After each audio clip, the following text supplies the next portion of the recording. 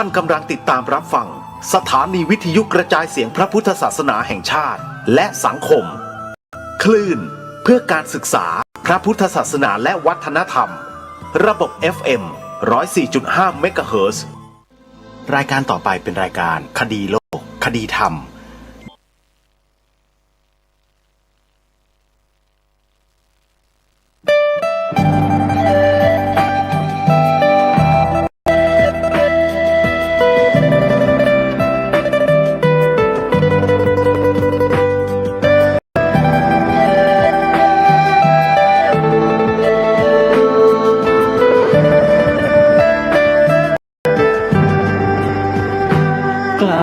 คิด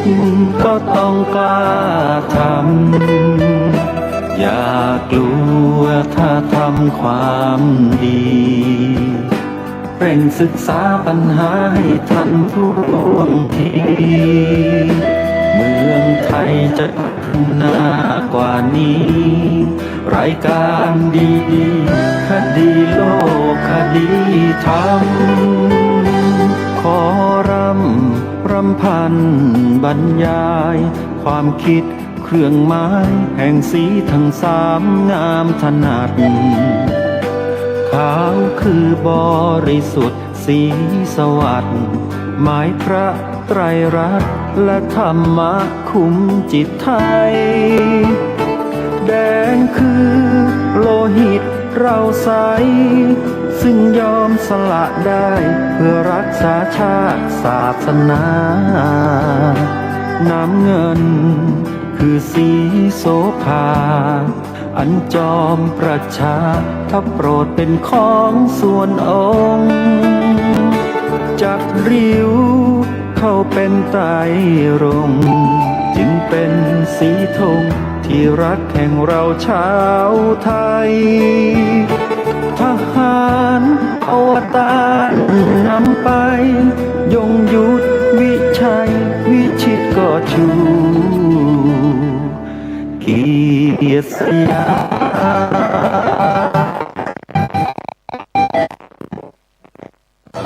ประเทศไทยที่เจริญมั่นคงมาได้จนถึงทุกวันนี้ได้เกิดขึ้นจากความหวาดกลัวอย่างคลาดเขลาแต่บรรพบุรุษไทยของเราทุกยุคทุกสมัยล้วนแต่มีความกล้าหาญและชาญฉลาดปกป้องเอกราชสร้างชาติให้เกิดความมั่นคงโดยมีธงแห่งพระไตรรัตน์เป็นเครื่องนำชัยจึงเป็นที่มาที่ไปของรายการคดีโลกคดีธรรมกล้าคิดก็ต้องกล้าทำอย่ากลัวถ้าทำความดีเร่งศึกษาปัญหาให้ทันท่วงทีเมืองไทยจะพัฒนากว่านี้รายการดีๆคดีโลกคดีธรรมรายการดีๆคดีโลกคดีธรรม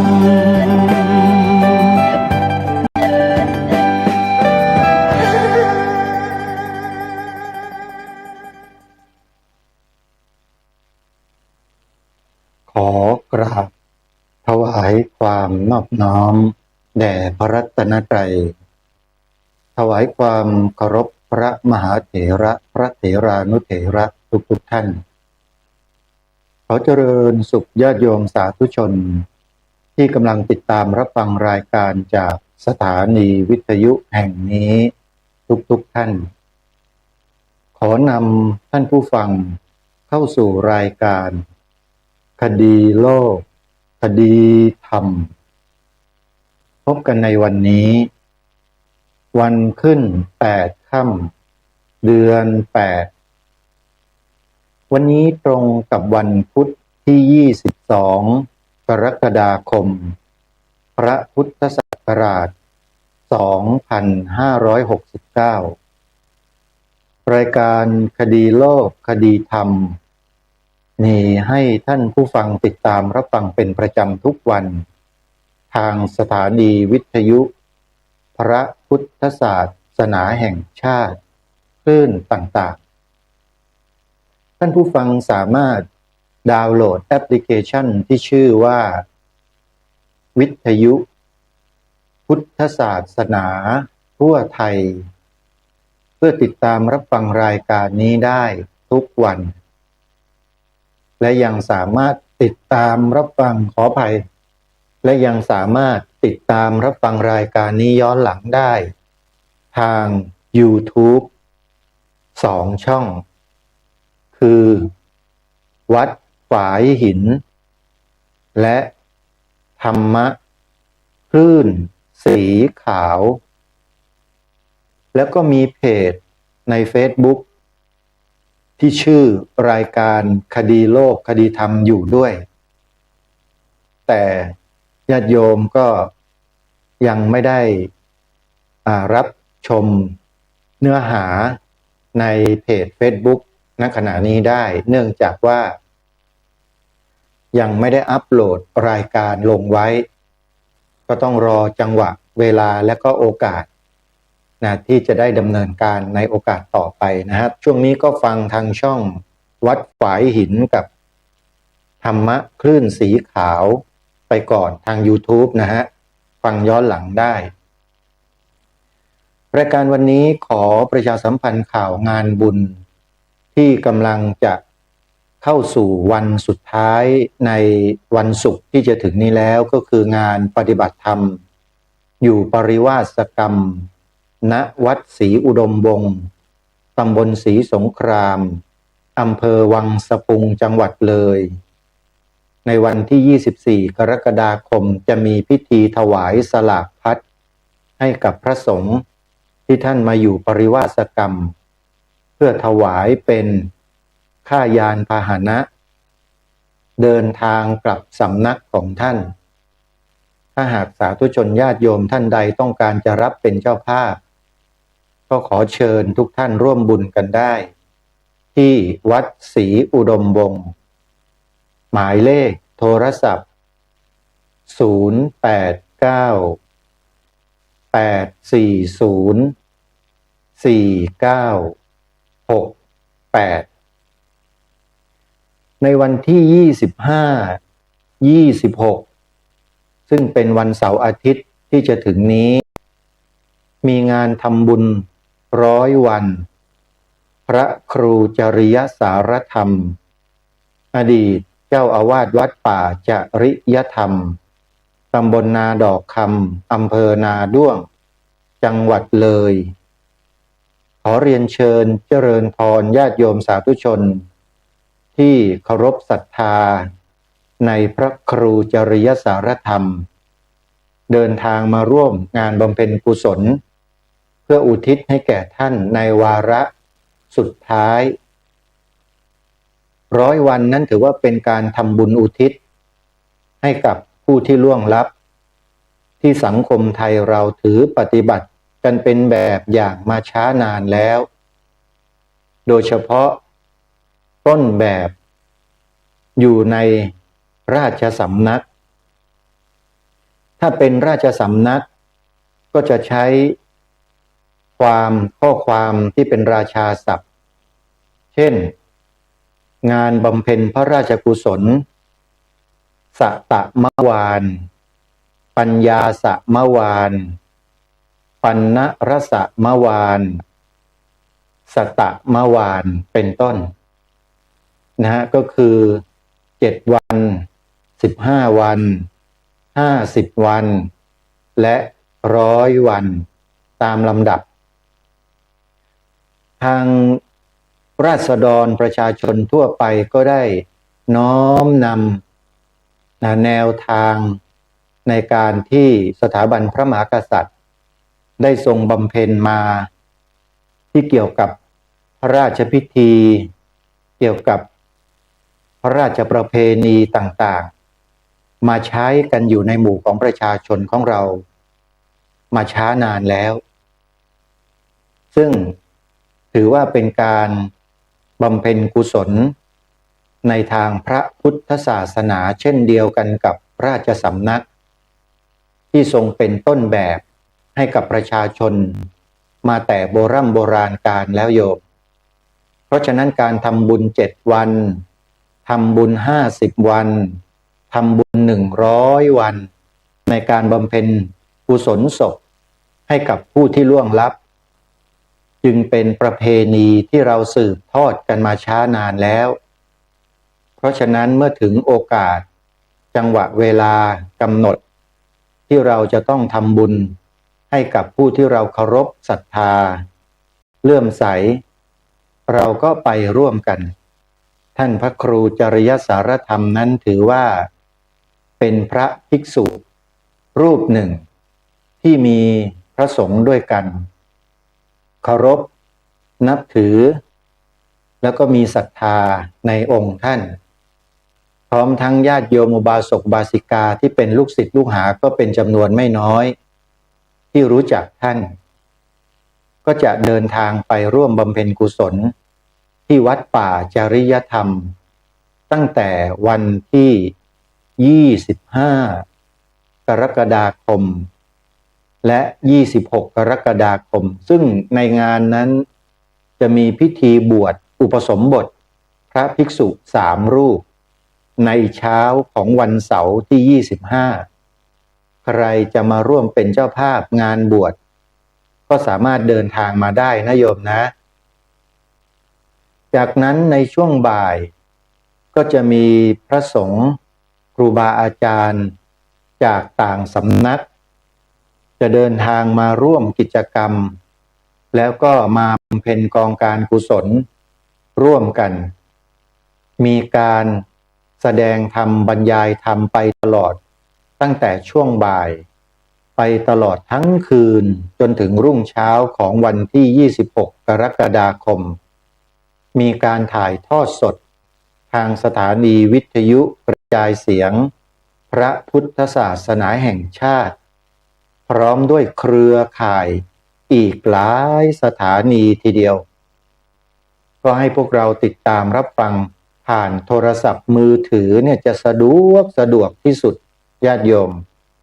อาตมาภาพก็ไม่รู้ว่าจะช่วยโยมยังไงโยมเราจำนวนไม่น้อยมีโทรศัพท์มือถือแล้วแต่ยังใช้ไม่เป็น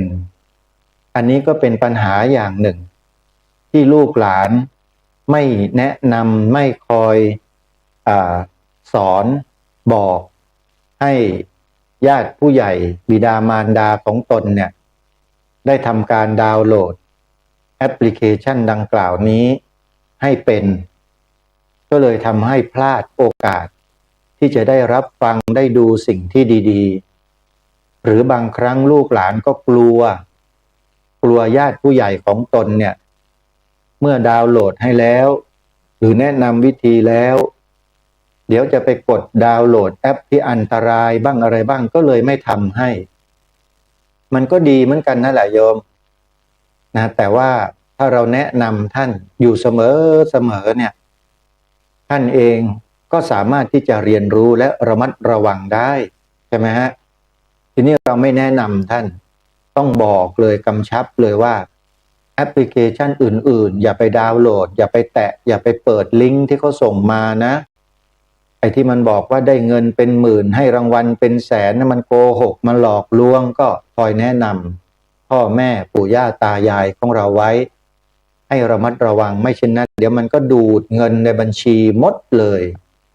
นะถ้ามีแอปบัญชีธนาคารเนี่ยอันตรายญาติโยม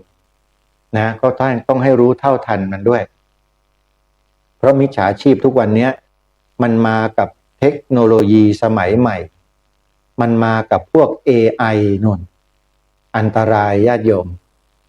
แต่ถึงอย่างไรก็ตามถ้าเราสามารถจะทำให้กับญาติผู้ใหญ่ของเราได้คือดาวน์โหลดแอปพลิเคชันที่ชื่อว่า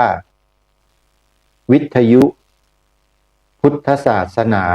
ทั่วไทยให้ท่านได้ติดตามรับฟังรายการดีๆจากสถานีวิทยุพระพุทธศาสนาที่รวมกันอยู่50 สถานีได้เนี่ยจะเป็นบุญเป็นกุศลมหาศาลเลยท่านผู้ฟังจึงขอฝากให้เราท่านทั้งหลายได้พิจารณาในข้อนี้นะโยมนะ ขออภัยท่านผู้ฟังทีนี้เข้ามาสู่เนื้อหาสาระของรายการที่จะมาปรารภในวันนี้ เมื่อวานนี้อาตมาภาพเดินทางไปร่วมกิจกรรมที่วัดร่มโพธิธรรมตำบลหนองหินอำเภอหนองหินจังหวัดเลยที่มีประเด็นที่เกี่ยวกับการถูกกล่าวหาว่าบุกรุกที่ดินของป่าไม้ทางเจ้าหน้าที่ก็นำกองกำลังไปจำนวนมหาศาลเพื่อจะไปดำเนินการตามหมายศาลที่ได้ออกมาปรากฏว่าในวันนี้เมื่อวานนี้ขอไป21 กรกฎาคมคณะขององค์กรทางพระพุทธศาสนาก็คือองค์กรเครือข่ายพุทธช่วยพุทธแห่งประเทศไทยและองค์กรสมัชชาชาวพุทธเพื่อความมั่นคงของสถาบันชาติสถาบันพระพุทธศาสนาสถาบันพระมหากษัตริย์ก็พากันมาลงพื้นที่เพื่อดำเนินการชี้เขตของวัดร่มโพธิธรรมที่ถูกต้องตามเอกสารหลักฐานที่ทางการได้เคยออกเอาไว้ให้และในวันนั้นเมื่อวานนี้นะฮะก็มีผู้ที่เกี่ยวข้องที่เข้าไปดำเนินการยกตัวอย่างเช่นท่านว่าที่ร้อยตรีจุลสรรนะทันอินอาจอดีตผู้อำนวยการสำนักงานพระพุทธศาสนาจังหวัดขอนแก่นก็เป็นผู้ดำเนินการและก็ชี้แจงให้กับสื่อมวลชนให้กับเจ้าพนักงานของรัฐไม่ว่าจะเป็นกรมการปกครองกระทรวงมหาดไทยกรมที่ดินกระทรวงมหาดไทยนะฮะแล้วก็ผู้ใหญ่บ้านกำนันนายอำเภอและศิษยานุศิษย์ของวัดร่มโพธิธรรมพร้อมทั้งคณะสงฆ์ซึ่งมีเจ้าคณะจังหวัดเลยรองเจ้าคณะจังหวัดเลยเดินทางไปเป็นสักขีพยานเมื่อวานนี้พร้อมหน้าเลยทีเดียวและแต่ละท่านก็ได้ขึ้นแถลงข่าวให้กับสื่อมวลชนได้ทราบถึงการมาของแต่ละท่านเมื่อวานนี้หนึ่งในนั้นก็คือผู้ดำเนินการว่าที่ร้อยตรีจุลสรรทันอินอาจอดีตผู้อำนวยการสำนักงานพระพุทธศาสนาจังหวัดขอนแก่นในฐานะเป็นผู้ที่มาดำเนินการช่วยเหลือเรื่องความชัดเจนของเขตวัด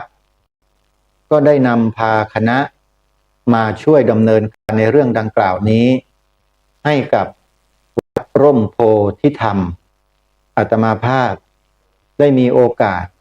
เดินทางไปสังเกตการณ์ในครั้งนี้ด้วยแล้วก็ได้ทำการบันทึกเสียงของท่านว่าที่ร้อยตรีจุลสรรทันอินอาจอดีตผู้อำนวยการสำนักงานพระพุทธศาสนาจังหวัดขอนแก่นเนี่ยมาฝากพวกเราให้ได้ติดตามรับฟังกันในเบื้องต้นนี้ด้วยแล้วก็มีเจ้าพนักงานที่ดินฝ่ายปกครองแล้วก็วิยาวัจกรวัดร่มโพธิธรรมตลอดจนถึงพระสงฆ์ของจังหวัดเลยนั่นก็คือท่านเจ้าคณะจังหวัดเลยและรองเจ้าคณะจังหวัดเลยท่านก็เมตตาได้ปรารภในที่ประชุมเมื่อวานนี้ด้วยอาตมาภาพก็ได้ให้ทางทีมงานเนี่ยบันทึกภาพและเสียงเอาไว้ทั้งหมดซึ่งจะนำมาทยอยเปิดให้กับพวกเราได้สดับรับฟังกันแต่ในวันนี้เดี๋ยวจะเปิด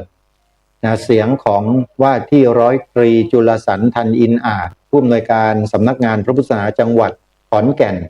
ซึ่งเป็นอดีตนะฮะที่เข้าไปดำเนินการในเรื่องนี้เขาเรียกว่าเป็นตัวตั้งตัวตีตัวหลักในการดำเนินการให้กับวัดร่มโพธิธรรมให้พวกเราได้ฟังถึงคำปรารภในเบื้องต้นแก่สื่อมวลชนและผู้ที่เกี่ยวข้องซึ่งอยู่ในสถานที่ประชุมเมื่อวานนี้ให้เราได้ฟังกันสักเล็กน้อยนะโยมอาจจะไม่ได้ฟังตั้งแต่ต้นเพราะว่าเราไปถึงช้านิดนึง ก็เลยฟังได้ในช่วงท่านพูดไปแล้วระยะหนึ่งเราก็เก็บข้อมูลที่เหลือเนี่ยมาฝากพวกเราเดี๋ยวไปติดตามรับฟังกันก่อนนะโยมนะว่าเรื่องราวเริ่มต้นอะไรต่างๆแล้ววันนี้จะทำอะไรอย่างไรที่ท่านพูดไว้เมื่อวานเนี่ยนะฮะไปติดตามรับฟังพร้อมๆกันแล้วเดี๋ยวจะมาพูดคุยกันต่อ3เลขที่172ซึ่งอยู่ข้างในนะครับตามที่เราได้สร้างตามกฎกระทรวงฉบับที่1 2507ครับท่านซึ่งจะต้องมีแผนผังแผนอะไรประกอบด้วยตรงนี้แล้วก็มีสระน้ำ2 สระด้วยนะครับท่านดังนั้นนะครับตอนนี้เราก็ต้องรอก่อนนะครับในเวลา 9 นาฬิกาก็จะมีการบรรยายแล้วก็ซักซ้อมความเข้าใจถึงที่มาที่ไปของวัดร่มโพธิธรรมนี้ว่าเป็นอย่างไรจัดตั้งขึ้นมาถูกต้องตามกฎหมายอย่างไรใช้กฎกระทรวงฉบับไหนในการที่มาจัดตั้งครับผมที่มาที่ไปซึ่งถูกต้องตามกฎหมายทุกประการจนกระทั่งถึงท่านรองนายกรัฐมนตรีซึ่งเป็นผู้แทนของนายกรัฐมนตรีสมัยนั้นคือท่านสุวัสดิ์ลิปตะพันลบครับท่านได้มีการลงนามนะครับใ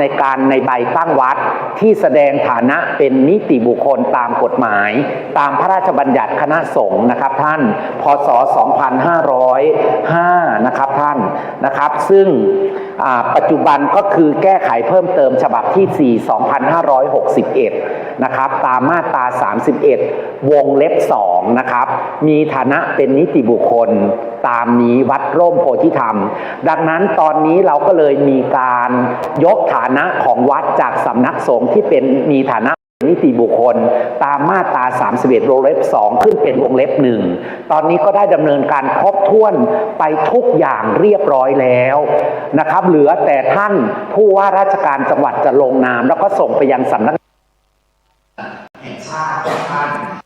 วันนี้นะครับก็เป็นนิมิตหมายอันดีที่เราจะดำเนินการเปลี่ยนนส.3ครับท่านเลขที่172ขึ้นเป็นโฉนดที่ดินครับท่าน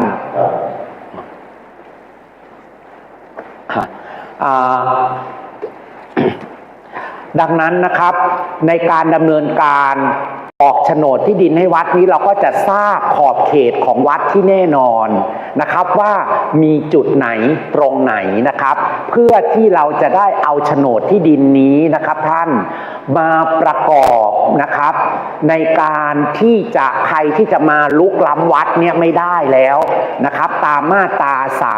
35นะครับที่วัดไม่อยู่ในความรับผิดของการบังคับคดีท่านจำไว้นะครับแม้ว่าศาลจะพิพากษาออกมาเช่นไรจะวัดจะแพ้จะชนะหรืออะไรก็ไม่เกี่ยวครับท่านเพราะว่าบรรพบุรุษของเราชาญฉลาดมากบรรพบุรุษของชาวพุทธเรานี่ชาญฉลาดได้ตราพระราชบัญญัติมาตรา35ไว้ว่าที่วัดไม่อยู่ในการรับผิดแห่งการบังคับคดีครับท่านอนุโมทนาสาธุให้กับบรรพบุรุษเราหน่อยครับท่านครับครับขอบคุณมากนะครับผมครับดังนั้นนะครับการที่เรามาวันนี้นะครับผมก็อยากจะนำเรียนให้ท่านทราบว่าเรามาปฏิบัติหน้าที่ตามรัฐธรรมนูญแห่งราชอาณาจักรไทยซึ่งปัจจุบันใช้ปีพ.ศ. 2560ครับท่านมาตราที่67ที่เขาบอกว่ารัฐพึงอุปถัมภ์และคุ้มครองพระพุทธศาสนา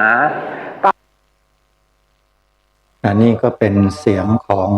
ว่าที่ร้อยตรีจุลสรรพันอินอาจอดีตผู้อำนวยการสำนักงานพระพุทธศาสนาจังหวัดขอนแก่นในฐานะสมาชิกขององค์กรชาวพุทธในจังหวัดขอนแก่น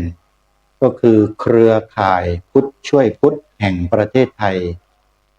เครือข่ายนี้หรือว่าองค์กรนี้เนี่ยได้ช่วยเหลือวัดวาอารามต่างๆที่ประสบกับปัญหาเรื่องที่ดินของวัดกับทางการและทางสมาคมนี้หรือว่าชมรมนี้องค์กรนี้เมื่อเข้าไปดำเนินการแล้วส่วนมากเกือบ100%ท่านผู้ฟังที่สามารถดำเนินการให้วัดสามารถขอออกโฉนดที่ดินเพื่อเป็นที่ดินของวัดอย่างถูกต้องตามกฎหมาย ได้มาโดยตลอดจากสถิติดังกล่าวเนี่ยเราจึงมีความเชื่อมั่นว่าองค์กรดังกล่าวนี้ก็จะทำหน้าที่ช่วยเหลือวัดวาอารามที่มีปัญหาเรื่องที่ดินทับซ้อนกับผู้อื่นหรือทางการเฉพาะกรมป่าไม้เพื่อแก้ไขปัญหาเหล่านี้ให้กับวัดทั่วราชอาณาจักรได้เพราะฉะนั้นขอถือโอกาสนี้เลยนะครับพระเถรานุเถระทุกรูปถ้าหากวัดใดก็ตามยังไม่สามารถจดทะเบียนขึ้นเป็นวัดได้ก็ตาม ขออภัยหรือวัดใดก็ตามที่ยังมีปัญหาในเรื่องของที่ดินทับซ้อนหรือถูกกล่าวหาในลักษณะบุกรุกสถานที่ของราชการไม่ว่าจะเป็นกรมป่าไม้ไม่ว่าจะเป็นราชพัสดุไม่ว่าจะเป็นป่าสาธารณะหรือป่าชุมชนอะไรเหล่านี้สามารถที่จะติดต่อขอให้ทางสมาชิกของเครือข่ายพุทธช่วยพุทธแห่งประเทศไทยนี้เนี่ยเข้าไปดำเนินการเพื่อให้เกิดความถูกต้องได้นี่คือกลุ่มบุคคลที่เป็นจิตอาสาเข้าไปช่วยเหลือวัดวาอารามทั่วราชอาณาจักรที่มีปัญหาหรือประสบปัญหาเรื่องที่ดินอาจจะถูกฟ้องร้องดำเนินคดีหรือถูกกล่าวหาใส่ร้ายถูกอะไรต่างๆเหล่านี้นะครับซึ่งมันก็มีอยู่นะฮะแล้วไม่สามารถที่จะต่อสู้หรือต่อกลอนกับกลุ่มบุคคลที่เข้าไปดำเนินการกับที่ดินวัดเพราะเจ้าอาวาสเจ้าสำนักเหล่านั้นไม่มีความสามารถในการต่อสู้โดยเฉพาะไม่มีความรู้ในข้อกฎหมายนะครับก็มักจะถูกกดลงเป็นเบี้ยล่างอยู่ตลอดทั่วราชอาณาจักรนี่มีอยู่เป็นจำนวนไม่น้อยเลยองค์กรเครือข่ายพุทธช่วยพุทธแห่งประเทศไทยยินดีนะครับที่จะเข้าไปช่วยวัดต่างๆทั่วราชอาณาจักรแม้แต่สำนักสงฆ์ก็เช่นกันครับเพราะว่าท่านว่าที่ร้อยตรีจุลสรรทันอินอาจ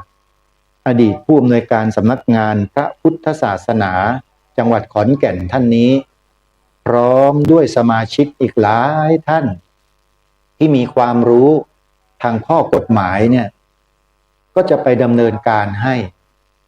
นะครับถ้าใครสนใจเนี่ยคอยติดตามรับฟังรายการคดีโลกคดีธรรม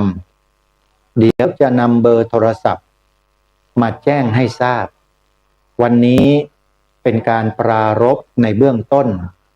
โดยอาศัยเหตุที่เกิดขึ้นกับวัดร่มโพธิธรรมที่ตกเป็นข่าวใหญ่ซึ่งการนำเสนอข่าวที่เราเห็นกันนั้นเป็นอีกทางหนึ่งที่ถูกนำเสนอออกไปแต่ในทางของพวกเราเนี่ยชาวพุทธด้วยกันเองเนี่ยโดยเฉพาะองค์กรเครือข่ายพุทธช่วยพุทธแห่งประเทศไทยที่เข้าไปดำเนินการช่วยเหลือวัดร่มโพธิธรรมในครั้งนี้เรายังไม่เคยทราบและยังไม่เคยรู้ว่าเครือข่ายพุทธช่วยพุทธแห่งประเทศไทยนี้เนี่ยเขามีแนวทางยังไงและมีข้อมูลในเชิงลึกในลักษณะเช่นไรซึ่งเขามีข้อมูลที่เรียกว่าเราฟังแล้วนี่ไม่แทบจะไม่เชื่อหูตัวเองเลยว่ามันจะเป็นถึงขนาดนั้นนะท่านผู้ฟังท่านพระเถรานุเถระทุกท่านครับมันเป็นปัญหาระดับชาติที่มีคนพยายามจะกำหนดให้มันเป็นมาตรฐานขึ้นในประเทศไทยของเราโดยกระทำต่อวัดวาอารามต่อพระสงฆ์ของเมืองไทยของเราอย่างที่ตกเป็นกรณีต่างๆที่เราได้ทราบได้ยินได้ฟังกันมาเยอะแยะมากมายนั่นแหละครับและสุดท้ายเมื่อเรื่องราวขึ้นสู่การพิจารณาของศาลปรากฏว่าพระสงฆ์เหล่านั้นก็ดีวัดวาอารามเหล่านั้นก็ดีไม่มีความผิดอะไรเลยครับไม่มีมูลแม้แต่นิดเดียว ราะฉะนั้นเรื่องราวแบบเนี้ยครับ ถ้าเราไม่ใส่ใจเราไม่สนใจเนี่ย จะทำให้เรานั้นถือว่าพลาดอย่างมหันต์เลยนะครับ จริงๆแล้ววัดเนี่ยนะครับ ขึ้นชื่อว่าวัดขึ้นชื่อว่าสำนักสงฆ์ก็ตามนะครับ ที่ได้ขึ้นทะเบียนจดทะเบียนเป็นวัดแล้วเนี่ย ไม่อยู่ในการบังคับคดีนะครับ อันเนี้ยขอให้ทุกท่านทราบไว้ด้วย ถึงแม้ว่าใครจะนำเรื่องราวของวัดไปฟ้องร้อง แล้วมีคำพิพากษาของศาลออกมาเช่นไรก็ตาม จะถูกหรือจะผิดไม่มีผลอะไรเลยนะครับ เพราะกฎหมายได้กำหนดเอาไว้เช่นนั้น มีอยู่ในพระราชบัญญัติคณะสงฆ์ฉบับปีพระพุทธศักราช 2505 แก้ไขเพิ่มเติมปีพระพุทธศักราช 2561 หรืออย่างไรนี่แหละนะครับ ซึ่งทางท่านว่าที่ร้อยตรีจุลสรรก็ได้หยิบยกขึ้นมากล่าวให้พวกเราได้รับรู้รับทราบกันเมื่อสักครู่ ซึ่งปรากฏอยู่ในมาตรา 35 แห่งพระราชบัญญัติคณะสงฆ์ครับครูบาอาจารย์ทุกรูปเจ้าคณะพระสังฆาธิการทุกท่านครับกรุณาเมตตาจดจำมาตรานี้เอาไว้นะครับตราบใดที่กฎหมายพระบัญญัติคณะสงฆ์มาตรา 35 นี้ยังคงบัญญัติไว้เช่นนี้อยู่วัดจึงไม่สามารถที่จะใครก็ตามยกเรื่องราวขึ้นมาฟ้องร้องและทำให้วัดนั้นตกเป็นผู้กระทำความผิดตามคำสั่งของศาลหรือคำพิพากษาของศาลได้เลยครับทำไม่ได้ครับถึงแม้จะพิพากษาไปแล้วอย่างไรก็เป็นโมฆะหมดครับเพราะมาตรานี้บ่งบอกไว้อย่างชัดเจนว่าวัดไม่อยู่ในความรับผิดในการบังคับคดีครับบังคับไม่ได้แล้วก็ท่านว่าที่ร้อยตรีจุลสรรได้ยกย่องชื่นชมบรรพบุรุษที่ได้ตราพระราชบัญญัติมาตรา 35 นี้เอาไว้บนแผ่นดินไทยครับวัดจึงปลอดภัยมาโดยประการทั้งปวงท่านผู้ฟังทุกท่านนี่แหละคือสิ่งที่เราจะต้องรับรู้รับทราบร่วมกันนะฮะเพราะฉะนั้นการเข้าไปดำเนินการในครั้งนี้ของเครือข่ายพุทธช่วยพุทธแห่งประเทศไทยพร้อมด้วยคณะผู้ที่เกี่ยวข้องที่มีความรู้ทางด้านกฎหมายนะเข้าไปดำเนินการในครั้งนี้เนี่ย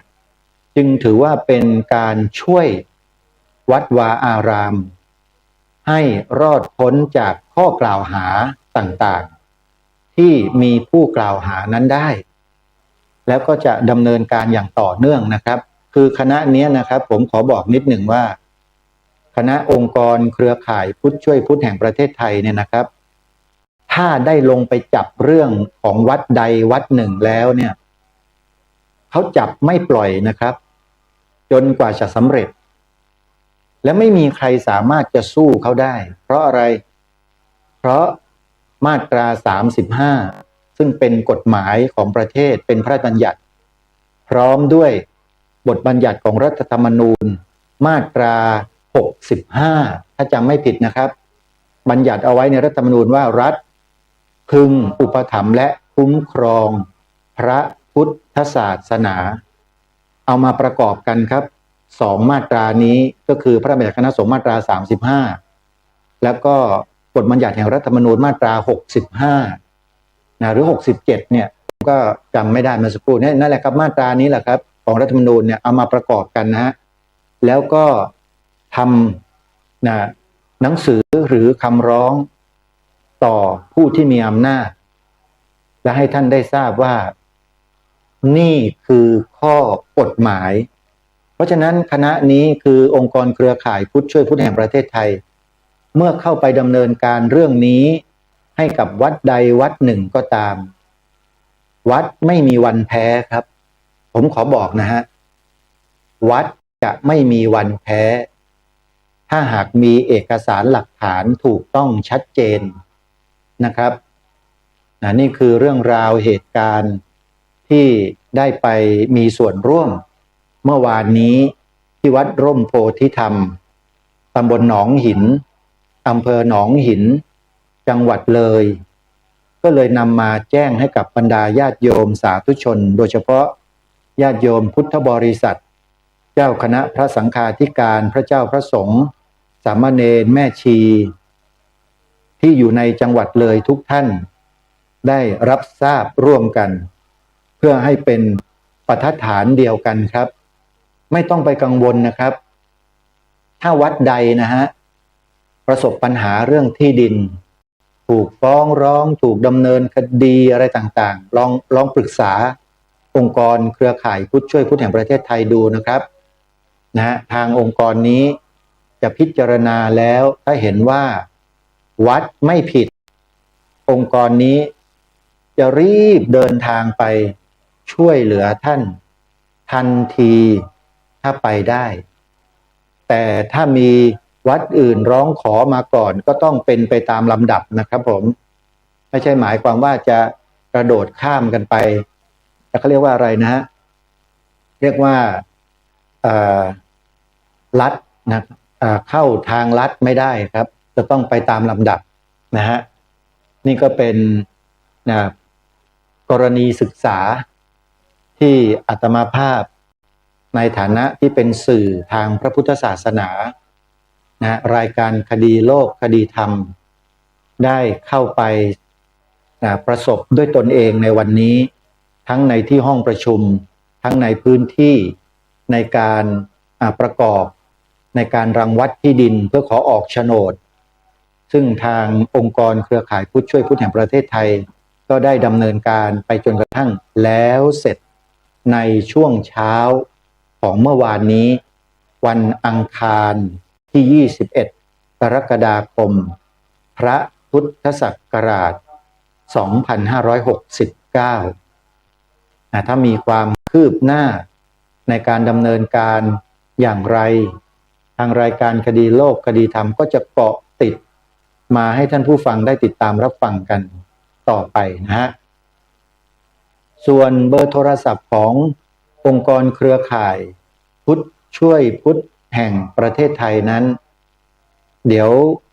อาตมาภาพและกระผมเนี่ยนะครับจะได้นำมาแจ้งมาบอกให้กับพระเถรานุเถระเจ้าคณะพระสังฆาธิการที่มีความสนใจจะขอให้ทางองค์กรนี้เข้าไปช่วยเหลือ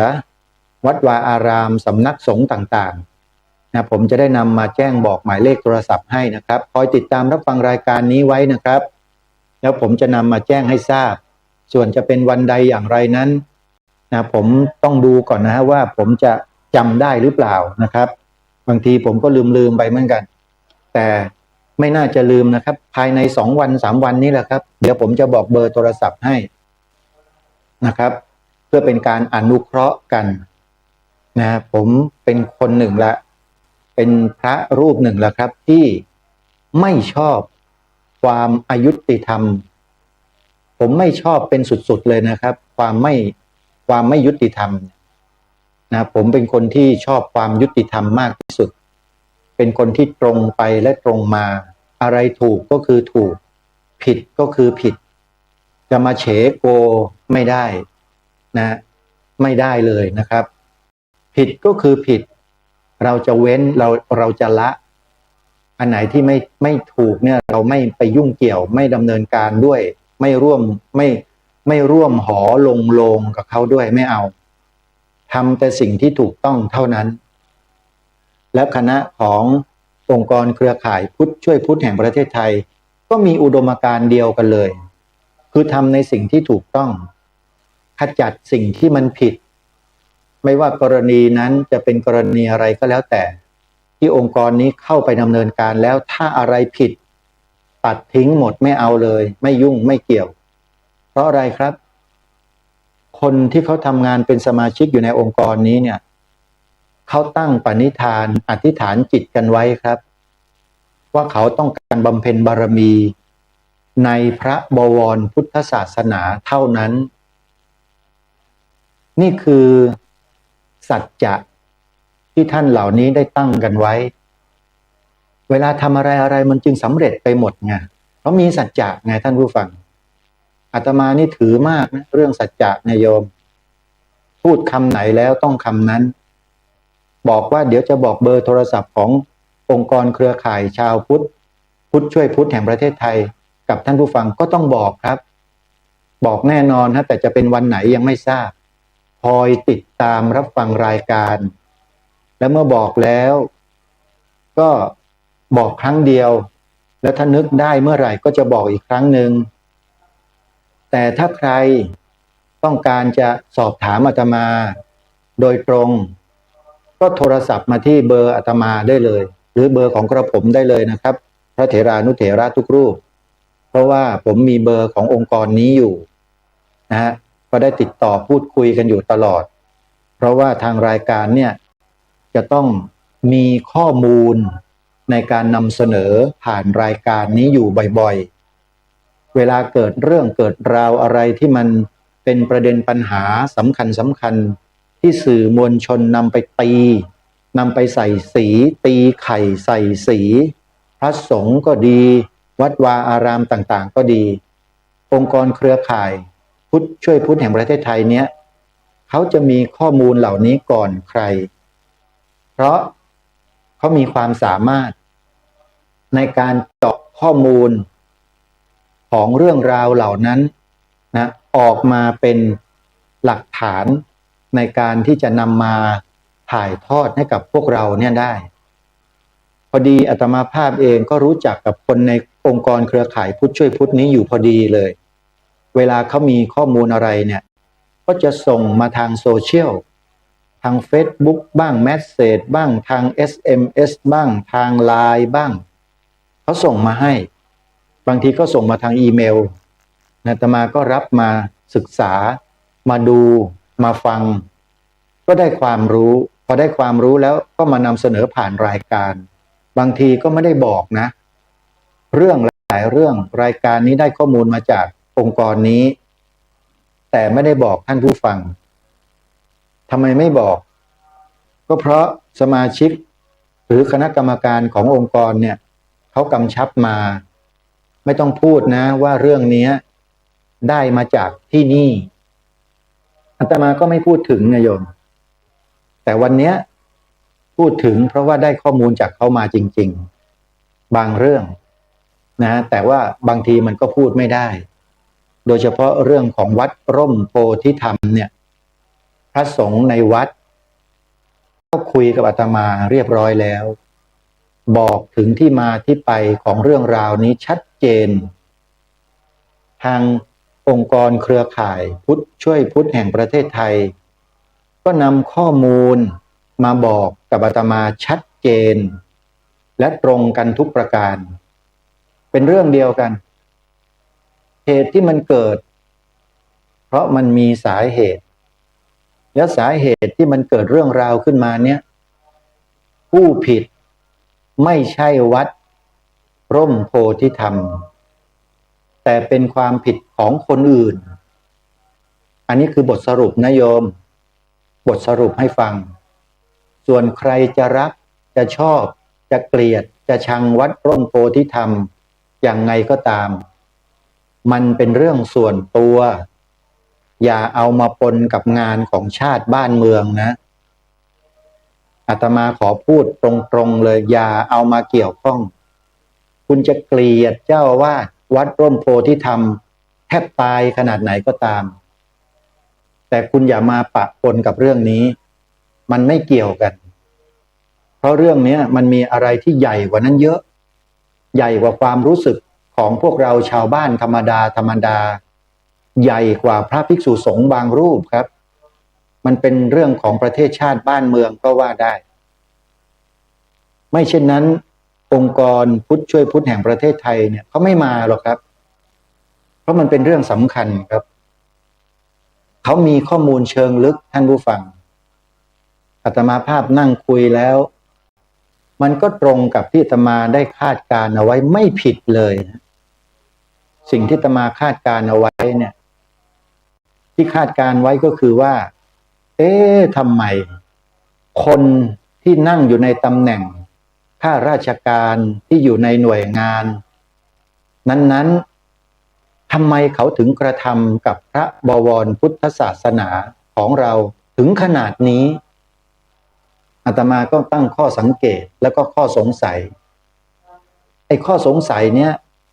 มันพูดออกอากาศไม่ได้โยมสงสัยว่าอะไรสงสัยยังไงช่วยพูดได้ไหมพูดไม่ได้ฮะ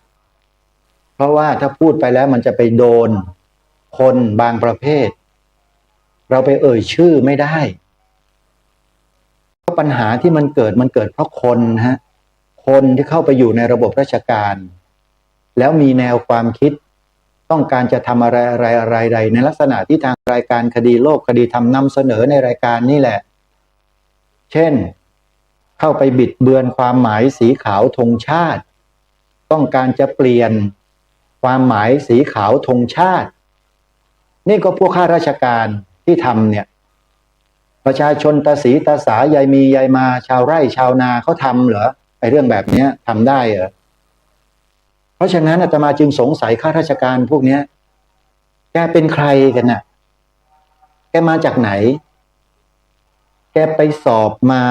ด้วยความสุจริตแล้วเข้ามาเป็นราชการหรือแกเอาเงินไปซื้อข้อสอบหรือไปโกงข้อสอบเข้ามาหรือเปล่า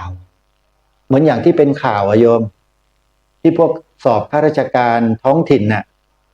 จะเป็นอย่างนั้นหรือเปล่าที่โกงข้อสอบกันเข้าไปแล้วทางการเขาจับได้พวกนี้จะเป็นพวกเดียวกันหรือเปล่าที่โกงข้อสอบเข้าไปเป็นราชการไหมเพราะพฤติกรรมที่เขาทำเนี่ยมันเป็นการกระทำที่ยอมรับไม่ได้คือคุณไปทำในสิ่งที่ไม่ควรทำอย่างยิ่งไปบิดเบือนความหมายสีขาวของธงไตรรงค์ซึ่งเป็นความหมายพระราชทานจากองค์พระมหากษัตริย์รัชกาลที่6ทางรายการนี้เห็นหลักฐานด้วยตัวเองนะครับไม่มีใครมายื่นให้นะเรื่องนี้ไปเจอเองเจอถึง2 กรณีเลยเป็นวารสารของส่วนราชการอันหนึ่งก่อนหน้านี้ก่อนปี47เจอมาก่อนแล้วน่าจะเป็นปี2545แล้วก็มาเจอ47พอเจอ47เสร็จมาเจออีกทีครับ58 3 วาระมาเจอเนี่ยพอเจออย่างนี้เข้ารายการคดีโลกคดีธรรมก็เลยเกาะติดเรื่องธงชาติมาตลอดเพราะทำไมฮะสำคัญกว่าทุกเรื่องนี่มันเท่ากับมันจะเปลี่ยนชาติเปลี่ยนศาสนาของบ้านเมืองเลยนะเนี่ยที่มันทำกันเนี่ยท่านผู้ฟังเรื่องนี้ทางรายการไม่ใช่มาพูดเล่นๆสนุกปากนะฮะเอาจริงนะครับเรื่องนี้มันพูดเล่นไม่ได้มันถึงขนาดมันจะยึดบ้านยึดเมืองกันด้วยวิธีการแบบนี้เปลี่ยนสัญลักษณ์ของชาติบ้านเมืองนี่ไม่ใช่เรื่องเล็กนะครับใครบอกว่าเรื่องเล็กบ้างเรื่องธงชาติเนี่ย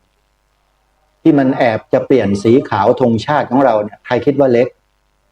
ไม่เล็กนะครับเรื่องใหญ่มากผมจึงมารณรงค์ให้เจ้าคณะพระสังฆาธิการพระเถรานุเถระซึ่งเป็นผู้นำของคนในสังคมเนี่ยครับมาช่วยกันในข้อนี้ได้ไหมมันไม่ยากเย็นอะไรเลยครับเพียงแค่ใช้วาจาของเราเนี่ยพูดอธิบายขยายความชี้แจงให้กับญาติโยมพุทธบริษัทเด็กนักเรียนนักศึกษาประชาชนทั่วไปเนี่ยให้เข้าใจในแนวทางเดียวกันอย่างที่ผมยก2 ประโยคมาให้ช่วยกันพูดเนี่ยครับ 1. พระพุทธศาสนาเป็นศาสนาประจำชาติไทยของเราพูดคำนี้ออกมาได้ไหมครับไม่ว่าจะด้วยกรณีใดก็แล้วแต่โอกาสและจังหวะพูดได้ไหมครับ 2. ต้องพูดทั้ง2 อย่างนะฮะสีขาวในธงชาติไทยหมายถึงพระพุทธศาสนาเท่านั้นมีคำว่าพระด้วยนะครับไม่ใช่พุทธศาสนาเฉยๆนะฮะอย่าไปตัดออกคนพวกนี้มันพยายามตัดคำว่าพระเนี่ยออกพระพุทธศักราช ก็ตัดออกคำว่าพระออกเห็นไหมไม่ใส่จริงๆแล้วเขามีคำนี้เต็มๆก็คือมีคำว่าพระอยู่ด้วยพระพุทธศักราชพระพุทธศาสนาช่วยกันพูดให้เด็กเยาวชนของเราเนี่ยฝังลงไปเลยครับแล้วจะดีต่อประเทศชาติบ้านเมืองในอนาคตดีต่อความมั่นคงด้วยขอฝากไว้นะครับหมดเวลาแล้วพรุ่งนี้พบกับรายการได้ใหม่ขอความสุขสวัสดีจะมีแด่ท่านผู้ฟังทุกท่านทุกคนเทินขอเจริญพร ที่จบไปแล้วนั้นเป็นรายการคดีโลกคดีธรรมดำเนินรายการ